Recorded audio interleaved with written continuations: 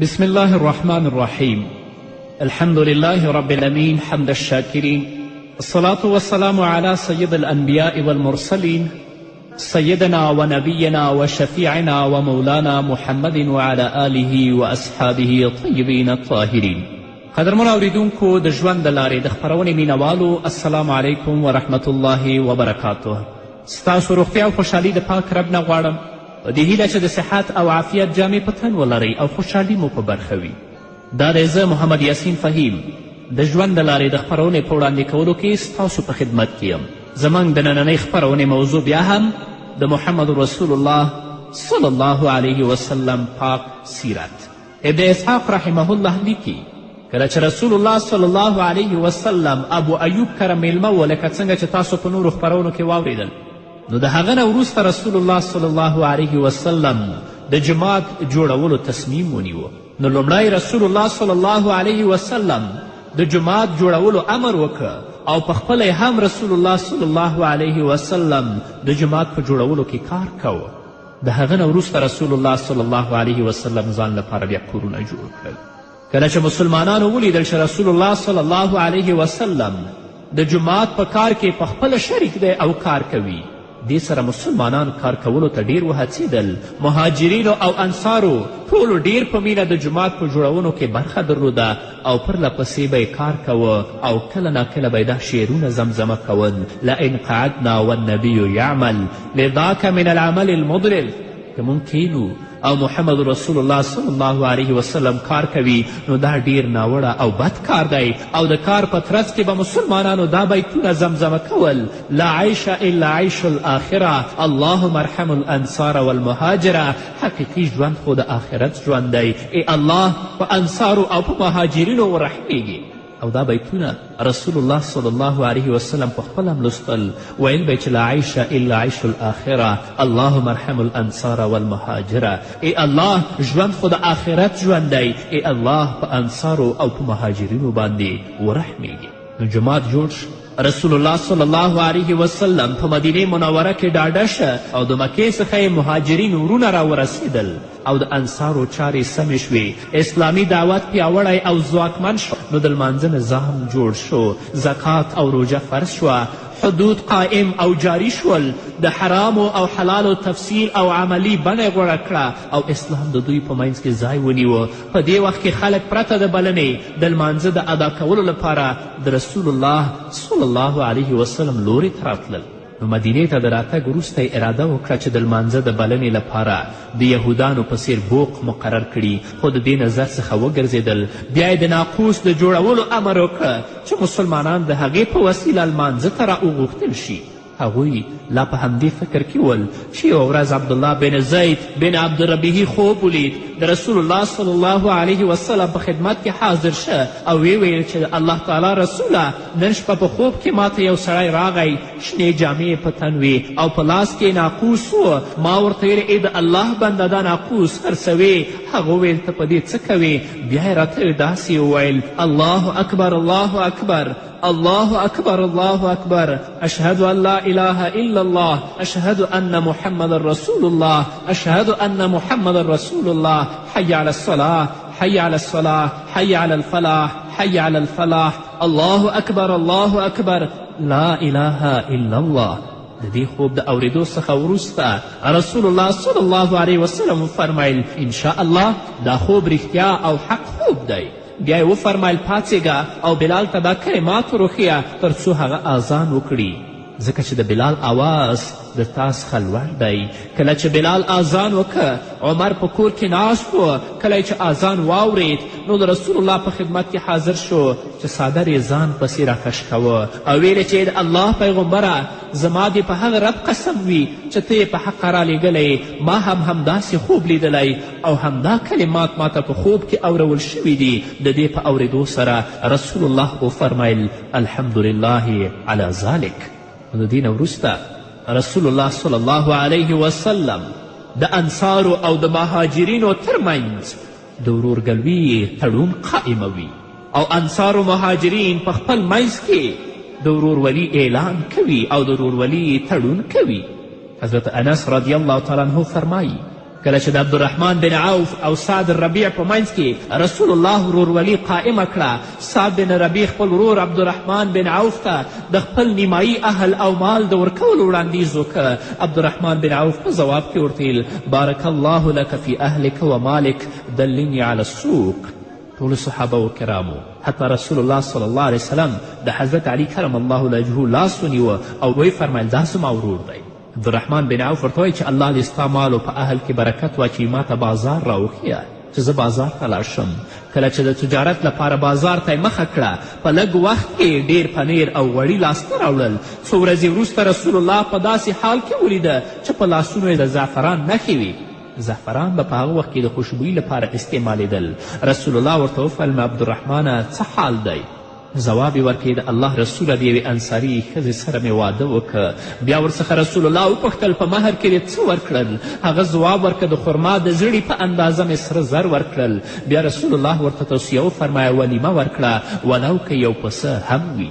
نو انصارو به حتی د خپل خوراک شیان صحابه و کرامو ته چې مهاجرین د مکې مکرمې نه راغلي ول هغو ته ورکول.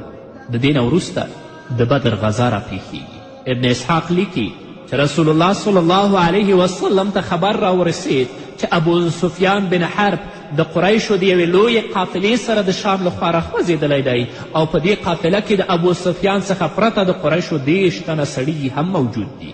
رسول الله صلی الله علیه وسلم خلک راوبلل او ورته وفرمایل چې د قریشو تجارتي قافله را روانه ده، د دې مخې ته ځان ورسوئ، کیدای شي چې الله رب العزت تاسې ته ډیره لویه ګټه در نصیب کړي. ابو سفیان چې له دې څخه خبر شو په بیړه یې زمزم الغفاري په کرایه ونیوه، مکې مکرمې ته یې ولیږه او ورته ویل قریشو ته ځان ورسوه او خبر یې کړه چې محمد سره د خپلو ملګرو ستاسې تجارتي قافلې لار نیولې ده. د دې خبر د اورېدو سره قریشو ډیر په تلوار ځانونه چمتو کړل. د مشرانو څخه یو تن هم په مکې مکرمه کې پاتې نشه او ټول وخوځېدل. رسول الله صلی الله علیه وسلم ته د هغوی د خوځېدو خبر راورسېده چې قریش د خپلې تجارتي قافلې د ژغورنې لپاره راوتلي دي. رسول الله خلک د مشورې لپاره راوغوښتل او د قریشو د وضعیت څخه یې خبر کړل. د خلکو د منځ څخه مقداد بن عمر ودرېد او ویل ای د الله رسوله، د الله تعالی چې څرنګه اراده وي په هماغې لورې حرکت وکړه. په الله قسم چې ته په حقه پیغمبر رالیږلی، که ته د برک الغمات په لور امر وکړې چې هلته وجنګېږو نو موږ به وروسته پاتې نشو. بیا رسول الله وفرمایل ای خلکو مشوره راکړئ. د دې سره سعد بن معاذ ودرېد او ویل ای د الله رسوله ګواکې خبره موږ ته متوجه ده، یعنې انصارو ته. رسول الله ویل هو همداسې ده. بیا سعد ویل ای د الله پیغمبره چیرته مو چې خوښه وي حرکت وکړئ، که چیرې امر کوئ چې سمندر ته او سیند ته ورودانګئ نو له موږ څخه به یو تن هم وروسته پاتې نشي. رسول الله د سعد په خبره باندې ډیر خوښ او خوشحاله شو. نو کله چې مسلمانان د کفارو سره د مقابلې لپاره د بدر د میدان په لور روان شول، یو کوچنی هلک چې عمیر بن ابي وقاص نومیده او نوی د عمر په 14 سپرلي کې پښه ایښې وه، هغه وویرېده چې رسول الله صلی الله علیه وسلم به یې د کوچنیوالي له وجې په لښکر کې قبول نه کړي، نو له همدې امله ټیټ ټیټ کېده چې څوک یې ونه ګوري. مشر ورور سعد بن ابي وقاص ورڅخه پوښتنه وکړه چې ولې د خلکو تر شا پټ پټ روان یې؟ هغه ویلې ویرېږم چې رسول الله صلی الله علیه وسلم مې بیرته کور ته ونه لیږي. زه د الله په لاره کې د جهاد لپاره د وتلو سره مینه لرم او امید لرم چې الله تعالی مې شهادت په نصیب کړي. رسول الله صلی الله علیه وسلم ورڅخه وغوښتل چې واپس کور ته ولاړ شي، ځکه چې تر اوسه کوچنی دی او د یو جنګي سړي مرحلې ته نه دی رسېدلی. د دې خبرې په اورېدو سره عمیر سخت وژړل. د رسول الله صلی الله علیه وسلم زړه پرېوسه او د جهاد ته د تللو اجازه یې ورکړه او د غزا په میدان کې د شهادت لوړ مقام وګټه. د هغو مینه وه محمد رسول الله صلی الله علیه وسلم سره، د هغو مینه وه د اسلام مقدس دین سره، د خپل ځانونه د خپل اولادونه یې ټول د الله رب العزت په لاره کې فدا کړل او فدا کولې دا یې غوښتل چې الله رب العزت په څه باندې راضي کیږي او د دین بیرغ او د دین لوا څنګه پورته کیږي. نن ورځ هم زموږ داسې تنکي ځوانان شته دی چې د خپل ځمکې نه د دفاع په خاطر، د خپل وطن نه د دفاع په خاطر، د خپل ناموس او د دین نه د دفاع په خاطر د کفر سره په مقابله کې ولاړ دي. هغوی هم مرداروي او خپله هم د شهادت مقام ته رسیږي. دا د هغه صحابه و کرامو سیرت او میراث دی چې نن ورځ هم مسلمانانو ته لا پاتې دی. قدرمنو اورېدونکو، د خپرونې په دې وخت کې به راشو لنډې دمې ته. دمې نه وروسته زموږ خپرونه دوام لري، ملتیا مو وکړئ. ښکلې صفا د مدینه منوره ښایسته، ښکلې صفا د مدینه منوره ښایسته، باران پر اوري د الله د رحمتو عاشقه، دی دغه لارې د جانان د قدمو عاشقه، باران پر اوري د الله د رحمتو عاشقه، دی دغه لارې د جانان د قدمو عاشقه. قدرمنو اوریدونکو، بیا هم زموږ سلامونه او نیکي هیلې ومنئ. نو محمد رسول الله صلی الله علیه وسلم د خپل 314 صحابهو سره د مشرکینو مقابلې ته راوځي. نو محمد رسول الله صلی الله علیه وسلم د غزاتو حضرت مصعب ابن عمیر ته ورکوي، د مهاجرینو بیرغ علي ابن ابي طالب ته او د انصارو بیرغ سعد بن معاذ رضی الله تعالی عنه ته ورکوي. کله چې د مشرکینو د قافلې مشر ابو سفیان د اسلامي لښکر د راوتلو څخه خبر شو، د بحر ساحل لورې ته قافله تاو کړه او له اصلي لارې څخه ولاړه. نو په دې ډاډه شو چې قافله د خطر څخه وژغورل شوه. قریشو ته یې خط واستوه او غوښتنه یې ورڅخه وکړه چې تاسې د قافلې د حفاظت او ساتنې لپاره راوتلي وئ. اوس چې قافله په امن ده او د خپل منزل په لور په اطمینان سره روانه ده، تاسې هم خپلو کورونو ته واپس ولاړ شئ. قریشو بالفعل د واپس تللو اراده وکړه چې بیرته تاو شي، خو د قریشو د لښکر یو مشر ابو جهل لوړه وکړه چې مسلمانانو ته به د درس ورکولو پرته مکې مکرمې ته ستون نشم. زما مسلمانانو ته یو درس ورکوم، بیا به مکې ته ستونېږم. خو دا احمق په دې باندې پوه نه و چې په دې جګړه کې به دا پخپله مردارېږي. په دې لښکر کې د قریشو څه د پاسه 1000 تنو سړو ګډون درلود چې په هغوی کې د قریشو مشران، سرداران، سپاره او قهرمانان ول.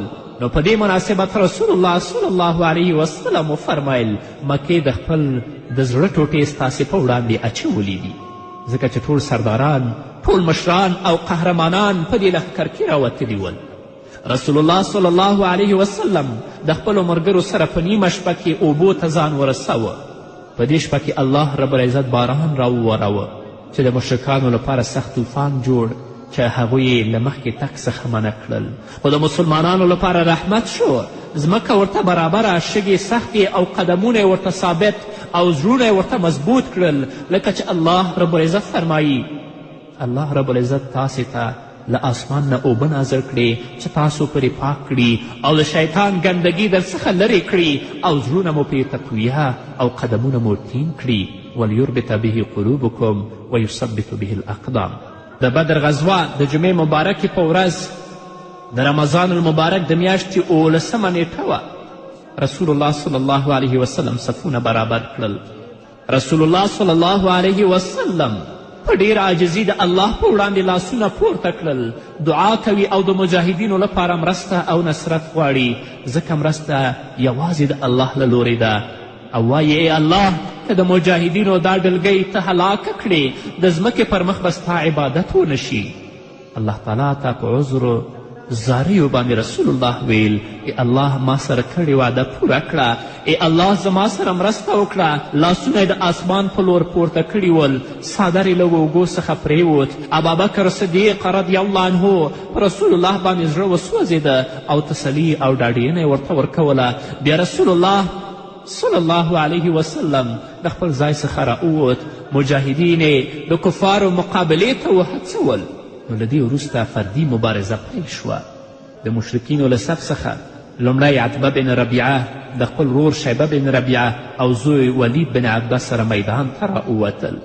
کله چې مشرکین د خپلو صفونو څخه راجدا شول د مبارزې او د مقابلې لپاره، نو رسول الله صلی الله علیه وسلم هم د صحابه کرامو نه د مقابلې لپاره غوښتنه وکړه. 3 کسه ځوانان یې د مقابلې لپاره میدان ته راغلل.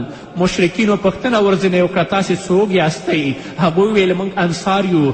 مشرکینو ورته ویل تاسې شریف او سیال خلک یاستئ، لیکن موږ ته د خپل قوم خلک راولیږئ. رسول الله صلی الله علیه وسلم چې دا وینا واورېدله، نو ویل چې یا عبیده بن حارث یا حمزه او یا علی تاسو پورته شئ.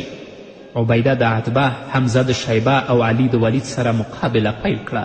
حمزه شیبه ته او علي ولید ته هیڅ فرصت ورنکه او د خپلو تورو په لومړنیو ګزارونو یې د هغوی سرونه ووهل او جهنم ته یې واستول. د عبیده او عتبه ترمنځ د ګزارونو تبادله روانه وه او هر یو د خپل حریف په راپرځولو کې بوخت ول. همدا مهال حمزه او علي رضی الله عنهما چې د خپلو حریفانو څخه وزګار شوي ول په خپلو تورو یې په عتبه باندې پرله پسې ګزارونه وکړل او هغه هم ختم کړل. دواړه لورې یو بل ته نږدې شوې. رسول الله وفرمیل قومو الی جنت عرضها السماوات والارض. ای مؤمنانو د هغه جنت په لټه او طلب کې پورته شئ چې پراخي یې د ځمکې او آسمانونو په اندازه ده. عمیر بن حمام انصاري راپورته شه، په لاس کې څه خرماوې وې هغه یې خوړلې او دا یې ویل چې آیا دا د خرما خوراک به زما او د جنت ترمنځ فاصله واقع کیږي؟ هغه خرما لرې کوي، د زمري غوندې د کفارو په صف کې ورننوځي او جنګیږي تر دې چې هلته هغه په شهادت باندې رسیږي. نو په دې غذا کې لومړنی شهید عمیر بن حمام رضی الله تعالی عنه دی. ځوانانو هم د نیکمرغي او شهادت ته د لاس راوړلو په ډګر کې یو له بل سره مسابقه کوله. دا مسابقه د ملګري او ملګري او ورور او ورور ترمنځ وه. عبدالرحمن بن عوف وایي چې زه د بدر د غذا په ورځ د مجاهدینو په یو صف کې ولاړ وم. وینم چې زما ښي او چپ لورې ته دوه تنکي ځوانان چې عمرونه یې هم ډېر کم دي قرار لري. د جنگ په میدان کې ما دا ښه ونه ګڼل چې د کم عمرو ځوانانو تر څنګ ودرېږم. د ځوانانو په لیدو خوښ نه شوم. په همدې وخت کې یو هلک چې د خپل ملګري څخه یې خبره پټوله ما ته ورو ویل کاکا جانه ابو جهل راته وښایه. ما ورته ویل وراره جانه څه پرې کوې؟ هغه ویل ما د الله سره وعده کړې چې زه وګورم او وژنم به او یا به په هغه ځان مړ کوم. بل هلک هم په داسې حال کې چې هڅه یې کوله خبره د خپل ملګري څخه پټه کړي له ما څخه هماغه پوښتنه وکړه. زه د دوی په دې خبره خوشحاله شوم. هغوی ته مې د لاس په اشاره ابو جهل وښود. دواړو ورباندې د بازانو په څیر حمله وکړه او د تورو پرله پسې مرګونه ګزارونه یې پرې وکړل او د جهنم په لور یې ولېږل. کله چې ابو جهل ووژل شه رسول الله صلی الله علیه وسلم ویل هذه ابو جهل فرعون هذه الامت. ابو جهل د دې امت فرعون دی. بیا د هغه سر عبدالله بن مسعود پرې کوي او رسول الله صلی الله علیه وسلم ته راوړي. کله چې جنگ د مسلمانانو په فتح او د مشرکینو په شرموونکې ماتې سره پای ته ورسید رسول الله وفرمیل الله اکبر الحمد لله الذي صدق وعده ونصر عبده وهزم الاحزاب وحده. الله ډیر لوی دی. ټول صفتونه هغه الله لره دي چې خپله وعده یې رښتینې کړه، د خپل بنده مرسته یې وکړه او د دښمن ډلو ته یوازې شکست ورکړه. الله تعالی رښتیا ویلی دي ولقد نصرکم الله ببدر وانتم اذله فاتقوا الله لعلکم تشکرون. بېشکه الله د بدر په ورځ تاسې مرسته وکړه چې تاسې کمزوري وئ، د الله څخه وویرېږئ، ښایي تاسې شکرګزار جوړ شئ. الله زر ملکې د آسمان نه پرله پسې رالیږلې او مجاهدینو او د صحابه کرامو مرسته یې کوله. بیا رسول الله امر وکړه چې د مشرکانو مړي په کوهي هغه کوهي چې قلیب نومېده په هغې کې واچوئ. صحابه ټول مړي په کوهي کې واچول. رسول الله د کوهي په غاړه ودرېد او داسې خطاب یې ورته وکړه ای مشرکینو آیا هغه څه چې الله رب العزت تاسو سره وعده کړې وه تاسو وموندل؟ ما سره خو زما رب چې کومه وعده کړې وه هغه مې ټول رښتینې وموندل. د بدر په ورځ د کفارو اویا تنه د مسلمانانو په لاس ووژل شول او اویا تنه یې اسیران شول. د بدر په میدان کې د فتح او کامیابي وروسته رسول الله صلی الله علیه وسلم کامیاب او فتحمند د مدینې په لور روان شو. په مدینې او د مدینې په شاوخوا سیمو کې ټول دښمنان په ویره کې شول. د مدینې ډیر خلک په اسلام مشرف شول، خو د مکې په هر کور کې د غم او د ژړا او هر چا په خپل مړي ژړل او د دښمنانو زړونه ویرې او رعوب اخیستي ول. دا هغه فتح او نصرت و چې رسول الله صلی الله علیه وسلم ته الله ورنصیب کړ. هغه بندیان چې رسول الله صلی الله علیه وسلم نیولي ول رسول الله هغو ته بخښنه وکړه او فدیه یې ورځینې قبوله کړه او هغو بندیانو چې هیڅ نه درلودل رسول الله صلی الله علیه وسلم ورته معافي وکړه او همداسې یې خوشې کړل. ځینې قریشو د خپلو بندیانو په بدل کې فدیه واستوله او آزاد یې کړل او هغو بندیانو چې د فدیې توان نه درلود او لست او لیک هغو ته یاد و د هغوی لپاره دا فدیه مقرره کړه چې د انصارو ماشومانو ته به لوستل او لیکل زده کوي او په هر باندې یې 10 ماشومانو ته تعلیم لازمي وګرځوه. زید بن ثابت رضی الله عنه په همدې طریقه لیک او لست زده کړو. بني قنقاع په مدینه کې لومړی یهودي قبیله وه چې د رسول الله صلی الله علیه وسلم سره یې تړون مات که او جنګ یې ورسره وکړه او مسلمانانو ته اذیت ورسوه. رسول الله صلی الله علیه وسلم د بنو قنقاع قبیله 15 ورځې تر محاصرې لاندې ونیوله، تر دې چې د رسول الله صلی الله علیه وسلم فیصلې ته تسلیم شول. خو د هغوی پلوي د منافقینو مشر عبدالله ابن ابی د هغوی سفارش وکړه چې رسول الله صلی الله علیه وسلم یې سفارش قبول که او د هغوی وسوه جنګالي یې اکثره زرګران او تاجران ول. رسول الله پرېښودل. د دې نه وروسته بیا د احد غزوه پیښیږي. دا به واورو خو په بلې خپرونه کې. نو قدرمنو اوریدونکو دا به زموږ نننۍ خپرونه چې ستاسو درانه حضور ته وړاندې شوه. تر بلې خپرونې پورې تاسو ټول په پاک رب سپارم. پاتې ژوندم نیکمرغه، کامیابه او بریالي اوسئ. د خپل حبیب دا زرغونې ګنبد تې وکړه دیدن، د خپل حبیب دا زرغونې ګنبد تې وکړه دیدن. نور پورته کېږي د حرم د مینارو عاشقه، دی دغه لارې د جانان د قدمو عاشقه. نور پورته کېږي د حرم د مینارو عاشقه، دی دغه لارې د جانان د قدمو عاشقه. د مدینې لارې جارو کړه په بڼو عاشقه، دی دغه لارې د جانان د قدمو عاشقه، دی دغه لارې د جانان د قدمو عاشقه.